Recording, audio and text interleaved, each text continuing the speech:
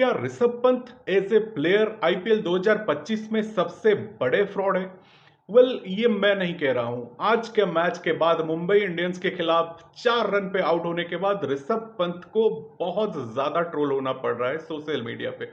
लोग भर भर के क्वेश्चन कर रहे हैं और ये क्वेश्चन शायद आज के मैच के बाद वाजिब भी है, क्योंकि आप अगर देखेंगे 10 मैच एलएसजी के खत्म हो गए हैं और Rishabh Pant as a captain of Lucknow super giants सिर्फ उनका स्कोर है 107 और उन्होंने टोटल 10 मैच में 112 बॉल फेस किए हैं।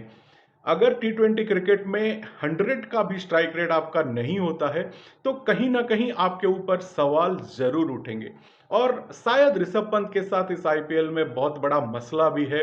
वो क्या हो सकता है, कमेंट में अगर आप देख रहे हैं तो कमेंट जरूर कीजिएगा। क्या संजीव गोयनका का ऋषभ पंत पे जरूरत से ज्यादा भरोसा ये उसकी वजह हो सकती है, या फिर इतने बड़े अमाउंट में बिकने के बाद ऋषभ पंत में शायद घमंड आ गया है, या फिर उनका फॉर्म नहीं है? कुछ भी हो सकता है, लेकिन ऋषभ पंत 27 करोड़ में बिकने के बाद 4 महीने, जस्ट 4 महीने पहले आईपीएल के सबसे बड़े हीरो थे, क्योंकि हिस्टोरिकल प्राइस में वो एलएसजी ने उनको खरीदा था, जो प्राइस आज तक किसी ने नहीं कमाया। 27 करोड़ जैसे बड़े अमाउंट में उन्होंने एलएसजी के लिए खेला। लेकिन 10 मैच के बाद अगर आपका स्ट्राइक रेट 100 भी नहीं है और 10 मैच में as a captain, as an leader आप पूरी तरह से फेल हैं, और रन के बारे में क्या ही बोलेंगे। 107 टोटल अगर उनका पर मैच का हम एनालिसिस करेंगे तो पहला मैच डीसी के खिलाफ 0 पे आउट हुए, एसआरएच के खिलाफ 15 बॉल पे 15, फिर पंजाब के खिलाफ 5 बॉल में 2, फिर पंजाब के खिलाफ 6 बॉल में 2, और मुंबई इंडियंस के खिलाफ पहला मैच उन्होंने 21 बनाया था 18 बॉल पे।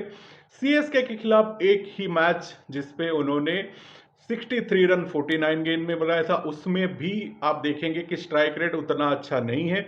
और उसके बाद वंस अगेन उनका जो फेलियर चल रहा है वो चलता गया, 3, 0 और 4।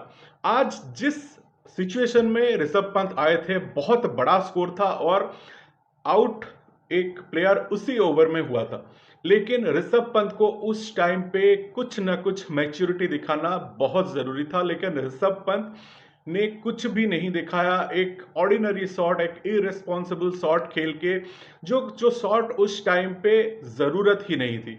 अगर आप ऋषभ पंत की इस तरह की बैटिंग को सपोर्ट करेंगे कि वो इनका नेचुरल गेम है, तो भाई कुछ नहीं हो सकता, क्योंकि नेचुरल गेम अगर आपको परफॉर्मेंस नहीं दे रही है, नेचुरल गेम अगर आपको रन्स नहीं दे रहे हैं, तो आपको नेचुरल गेम चेंज करना पड़ेगा। क्योंकि आप अगर नेचुरल गेम खेल के अपना विकेट गंवा रहे हैं, रन नहीं कर रहे हैं, टीम के लिए लायबिलिटी हो गए हैं, तो शायद वो नेचुरल गेम, मुझे याद आ रहा है जो बॉर्डर गावस्कर ट्रॉफी के दौरान सुनील गावस्कर ने ऋषभ पंत पे कमेंट किया था कि स्टूपिड स्टूपिड एंड स्टूपिड, और यही शायद सच है। क्योंकि Rishabh Pant as a player शायद जो इंजरी के बाद वापस आए, उतना ज़्यादा इम्पैक्ट उनका नहीं रहा, या फिर वो उतना अच्छा परफॉर्म भी नहीं कर पा रहे हैं।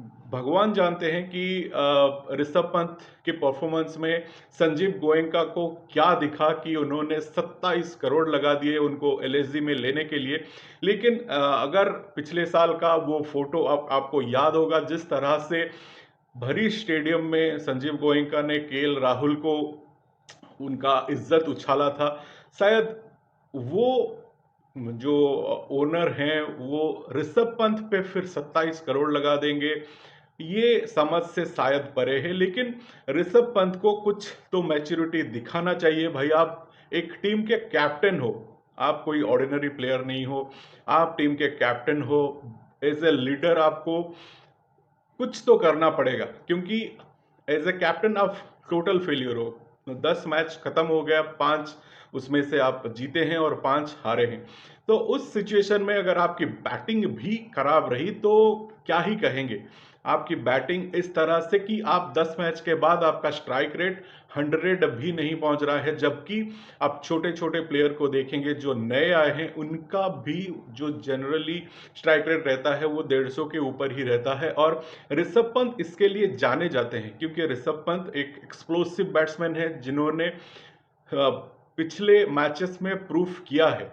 2025 के आगे प्रूफ उन्होंने किया है कि किस तरह से बैटिंग वो कर सकते हैं। लेकिन 2025 में आइदर आप कहें कि वो इंजरी के बाद ऋषभ पंत जब लौटे हैं उनका परफॉर्मेंस उस तरह से नहीं रहा और शायद एलएसजी का सफर बहुत दूर तक इस आईपीएल में नहीं जाएगा। लेट्स कि संजीव गोयनका जिन्होंने पिछले साल केएल राहुल पे इतना ज्यादा भड़के थे, क्या करेंगे इस आईपीएल के खत्म होने पे ऋषभ पंत के साथ।